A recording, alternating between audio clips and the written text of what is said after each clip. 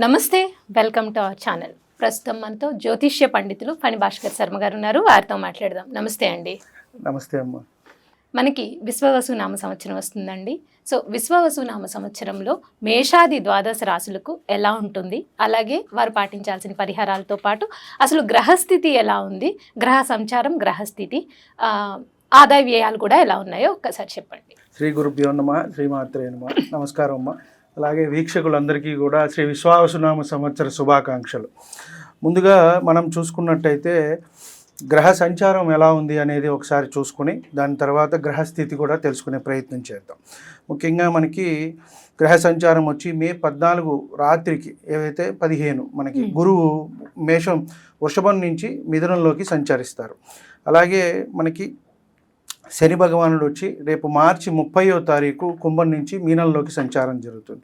అలాగే రాహుకేతువులు కూడా వచ్చేటప్పటికి మే 19వ తారీఖు మీనం నుంచి కుంభంలోకి రాహు వస్తారు. అలాగే కేతువు కన్య నుంచి సింహంలోకి వెళ్తారు. సో ప్రధానంగా ఈ గ్రహస్థితిని మనం చూసి ఆధారం చేసుకుని మనం ఫలితాలు అనేవి నిర్ధారించడానికి మనం ప్రయత్నం చేస్తాం.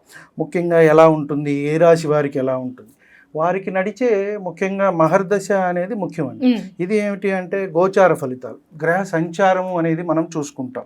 ప్రతి గ్రహం కూడా ఒక నిర్దిష్టమైన సమయంలో కాలం తిరుగుతూ ఉంటుంది.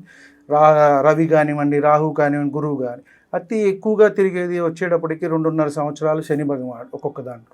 కాబట్టి ఈ సంచారం మనకి మార్చి 30వ తారీఖు 2020 నుంచి 2027 చివరి వరకు కూడా మీనరాశిలోనే ఉంటారు.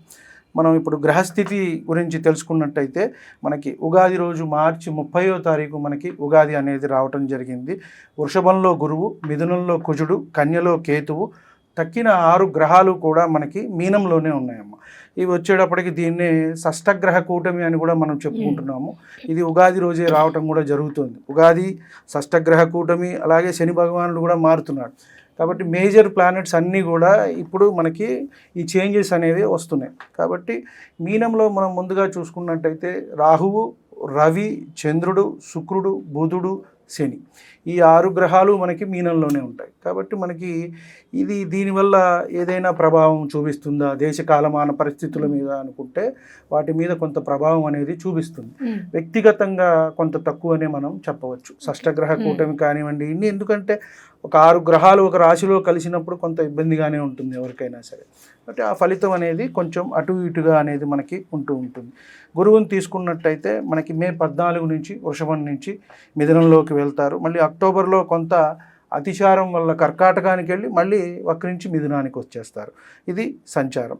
అలాగే శని సంచారం చూసుకుంటే మనకి మీనరాశిలో సంచారం జరుగుతుంది. జూలైలో కొంత వక్రించి అక్కడే ఉంటారు మీనంలోనే, మళ్ళీ మనకి అక్టోబర్లో వక్రం అయిపోతుంది. అలాగే రాహుకేతువులు మే 19 నుంచి కూడా సంచారం అనేది కుంభంలోను రాహువు, అలాగే సింహంలో కేతువు అనేది సంచారం జరుగుతుంది. ముఖ్యంగా ఈ గ్రహస్థితి అలాగే గ్రహ సంచారాన్ని బట్టే మనము వచ్చే ద్వాదశ రాశులకి కూడా మన ఫలితం అనేది చెప్పడానికి అవకాశం ఉంది. సార్, విశ్వవసు నామ సంవత్సరంలో మేషాది ద్వాదశ రాశి ఫలితాలు ఎలా ఉన్నాయి, మొత్తం సంవత్సర ఫలితాలను చూసుకుంటున్నాము. అందులో భాగంగా మిథున రాశి వారికి ఎలా ఉంది, అలాగే వారి ఆదాయ వ్యయాల గురించి చెప్పండి. అందరికీ కూడా శ్రీ విశ్వవసు నామ సంవత్సర శుభాకాంక్షలు. ముందుగా మనము మిథున రాశిలో మృగశిర 3-4 పాదాలు, అలాగే ఆరుద్ర 4 పాదాల వారు, పునర్వసు 1-2-3 పాదాల వారు వస్తారు. వీరికి చూసుకున్నట్టయితే ఆదాయం 14, వ్యయం 2, రాజపూజ్యం 4, అవమానం 3. ఇవి చూసుకున్నట్టయితే అత్యంత బాగున్నాయి అని చెప్పని అనుకుంటారు. కానీ వీరికి అన్ని గ్రహ సంచారం మనం చూసుకున్నట్టయితే వీరికి సామాన్యమైన ఫలితాలు మాత్రమే ఇస్తున్నాయి. కాబట్టి ఈ ఆదాయం మనకి బాగుంది, వ్యయం అనేది తక్కువ ఉంటుంది అని మనం చూసుకోవాల్సిన అవసరం లేదు. ముఖ్యంగా తీసుకున్నట్టయితే జన్మ గురు సంచారం చేత వీరికి విశ్వాసం అనేది పెరుగుతుంది. ఆత్మ అంటే మనం ఏ పని అయినా చేయగలము, ముందుకు వెళ్ళగలము, చేయగలము అని కాన్ఫిడెన్స్ అనేది పెరుగుతుంది. ముఖ్యంగా విద్యార్థులు కూడా మంచి అవకాశాలు అనేవి వస్తాయి, అందిపుచ్చుకుంటారు. వీరు కొత్త విషయాలను కూడా కనుక్కునే ప్రయత్నం చేస్తారు. ముఖ్యంగా కొంతమంది రీసెర్చ్ ఓరియంటెడ్లో ఉంటారు, అంటే పిహెచ్డి లాంటివి చేస్తూ ఉంటారు. వారికైతే ఎంతైనా బాగుంది అని మనం చెప్పవచ్చు.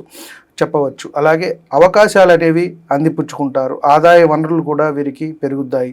నిరుద్యోగులు ఎవరైతే ఉన్నారో వారికి ఉద్యోగాలు వచ్చే అవకాశం అయితే కనబడుతోంది. జీవిత భాగస్వామి ద్వారా వీరికి ఆస్తి కలిసి వచ్చే అవకాశం అనేది కనబడుతుంది. అంటే భార్య ద్వారా కానివ్వండి, ఇలా కొంత అవకాశం అనేది వీరికి కనబడుతోంది.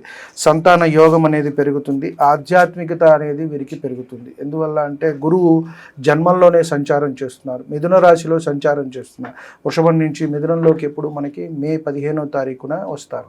అప్పటి నుంచి వీరికి ఆ ధోరణి, ఆలోచన అంతా కూడా పెరుగుతుంది. కాస్త గురుబలం రావటము, గురువు అంటే దైవబలం పెరుగుతుంది. అలాగే దేవుడి మీద కొంత ఆసక్తి రావటము, దైవ కార్యక్రమాల్లో పాల్గొనటము, కాస్త డబ్బు వెచ్చించడము దానికి, ఇలా అంతా కూడా వీరు చేయటం అనేది జరుగుతుంది. అలాగే ఆధ్యాత్మికత అనేది పెరుగుతుంది. కొంత వీరికి అయోమయ స్థితి అనేది కొంత ఉండటం అనేది జరుగుతుంది. ఎందుకంటే రాహుకేతువుల సంచారమే కొంత ఇబ్బందిగా ఉంది.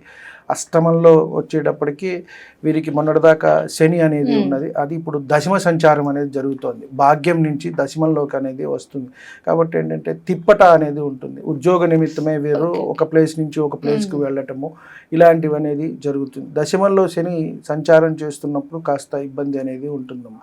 అంటే ఉద్యోగ స్థానంలో మార్పులు వస్తాయి, మన మీద ప్రెషర్ అనేది ఎక్కువగా ఉంటుంది, లేదా ఉద్యోగాలే మారటం జరుగుతుంది, లేదా ఉన్న ప్రదేశం నుంచి వేరే ప్రదేశానికి కూడా వెళ్ళే అవకాశం ఉంటుంది. ఎప్పుడైతే మనకి మార్చి 30 ఉగాదితో పాటే శని కూడా మారుతున్నారు కాబట్టి ఈ ఫలితం అనేది ఉంటుంది.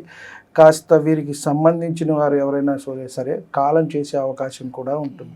అంటే ముఖ్యంగా శని సంచారము, రాహు దశ, శని దశ, అలాగే ఈ దశమ శని, ఏలినాటి శని నడుస్తున్నప్పుడు కాస్త మనం కర్మ చేసే అవకాశం అనేది కనబడుతుంది. కాబట్టి వారి దశాంతర దశలు మనం పర్సనల్గా పరిశీలించాలి. ఇది ఏమిటంటే మనం ఓవరాల్గా మనం మిథున రాశి వారికి ఉండే అవకాశం ఉంటుంది అని చెప్తున్నాం. అంతే తప్పితే మిథున రాశిలో ఉన్న వారందరికీ ఇదే అవకాశం వస్తుంది, వారింట్లో ఏదో అశుభం జరుగుతుంది అని చెప్పడం కాదు. కాబట్టి కొంతమందికి వచ్చే అవకాశం ఉంది. కాబట్టి వారి ఆరోగ్యం అనేది చూసుకోవటం, తల్లిదండ్రుల ఆరోగ్యం అనేది జాగ్రత్తగా చూసుకోవటం కొంత చెప్పదగ్గ సూచన. అలాగే విద్యలో రాణిస్తారు వీరు. రాజకీయ రంగాల్లో ఉన్నవారికి కూడా మంచి అవకాశాలు వస్తాయి, ప్రతిష్టలు వస్తాయి. అలాగే ఎలక్షన్ ఉన్నవారైతే కనుక ఎలక్షన్లో గెలుస్తారు. ప్రస్తుతానికి మన తెలుగు రాష్ట్రాల్లో లేవు, కాకపోతే వీరికి నామినల్ పోస్టులు ఏమైనా ఉన్నాయితే ఈ రాశి వారికి వచ్చే అవకాశం కనబడుతుంది. కాబట్టి వీరు కృషి, పట్టుదలతో సాధన ఎంత చేసుకుంటే అంత విజయాన్ని అనేది సాధిస్తారు. ఎందుకంటే శని దశమ సంచారం అనేది కొంచెం కష్టంతో కూడుకుంటుంది. గురుబలం అనేది కూడా కొంత జన్మల్లో ఉన్నప్పుడు మనం ఉంది అనుకుంటాం, కానీ అంత ఎఫెక్ట్ అయితే ఉండదమ్మా, కొంచెం తక్కువే ఉంటుంది. కాబట్టి అన్నీ కూడా ఒడిదుడుకులు అనేవి వస్తూ ఉంటాయి. కొంత జాగ్రత్తగా ముందుకు వెళ్ళాలి. స్వల్ప ఆరోగ్య సమస్యలు, వ్యాపారాల్లో ఒడిదుడుకులు కూడా సూచిస్తున్నాయి. కాబట్టి వ్యాపారాలలో కూడా వీరు కొత్త వ్యాపారాలు చేయకుండా ఉన్న వాటిని చూసుకుంటూ ఉంటే కనుక మంచిది అని మనం చెప్పవచ్చు. పట్టుదలతో ఏదైనా సాధిస్తారు వీళ్ళు. అంటే మనం ఇది సాధించాలి అని పట్టుకుంటే కనుక దాన్ని సాధిస్తారు, విజయాన్ని అయితే పొందుతారు. తల్లిదండ్రులకి కాస్త అనారోగ్య సూచన, ఇందాక మనం చెప్పుకున్నట్టు వివాదాలకు దూరంగా ఉండండి. ధార్మిక కార్యక్రమాల్లో పాల్గొంటారు. జీవిత భాగస్వామితో సత్సంబంధాలు అనేవి సాగించాలి. కొంత ఇబ్బందులు అనేవి వీరికి కలుగుతున్నాయి.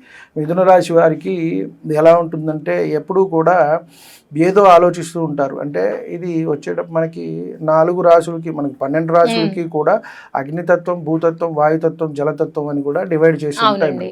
అలా వీరు వచ్చేటికి వాయుతత్వ రాశిగా ఉంటుంది. ఇక్కడ ఉంటారు, ఎటో ఆలోచిస్తారు, ఎటో తిరుగుతూ ఉంటారు. మనకి చెప్తారు ఇప్పుడు మన దగ్గరికి వస్తాము అని, ఎవరో ఫోన్ చేస్తే అట్టించాడు బంజారా హిల్స్ వెళ్ళిపోతారు, అక్కడ ఎవడో వెయిట్ చేస్తూ ఉంటాడు, దిల్షునార్ వెళ్ళిపోతారు. ఇలా ఈ రకంగా తిరుగుతూ ఉంటారు వీళ్ళు. కాబట్టి ఆలోచన కొంత జాగ్రత్తగా ఉండటం, వారి మీద వారికి నమ్మకంగా చూసుకొని కాస్త భాగస్వామితో సత్సంబంధాలు అనేవి కొనసాగించాల్సిన అవసరం ఉంటుంది. వారు తక్కువ మనం ఎక్కువ అని చెప్పని చూడటం కానీ, వారిని పట్టించుకోకపోవటం కానీ చేయకుండా ఉంటే మంచిది. వ్యాపారస్తులకు బాగుంది. ఉమ్మడి వ్యాపారాలు చేసేవారికి కూడా కలిసి వస్తుంది.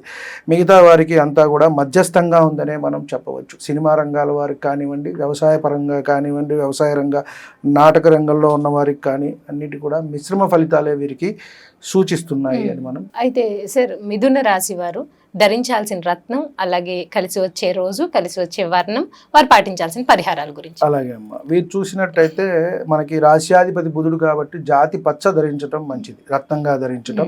అలాగే ఆకుపచ్చ, పచ్చ ధరించడం అనేది వీరికి చెప్పదగ్గ సూచన. 5 వీరికి అదృష్ట సంఖ్య.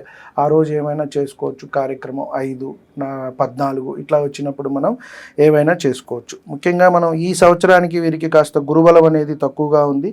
అలాగే రాహుకేతువుల ప్రభావం కూడా కొంత ఉంది కాబట్టి దక్షిణామూర్తి వారి ఆరాధన చేసుకున్నట్టయితే మంచి జరుగుతుంది. అంటే దత్తాత్రేయ స్వామి దక్షిణామూర్తి ఆరాధన, గురు చరిత్ర పారాయణం చేసుకోవటం కాస్త చేసుకున్నట్టయితే ఇవి ఏంటంటే దగ్గర దాకా వచ్చి ఏమన్నా ఆగిపోయే పనులు ఏమన్నా ఉన్నా అవి మనకి జరుగుతాయి. దుర్గా ఆరాధన కూడా చెప్పదగ్గ సూచన. కాస్త గురువారం ఎప్పుడైనా సరే శనగలు 1 కిలో దానంగా ఇచ్చుకున్నట్టయితే బ్రాహ్మణోత్తరం మంచిది.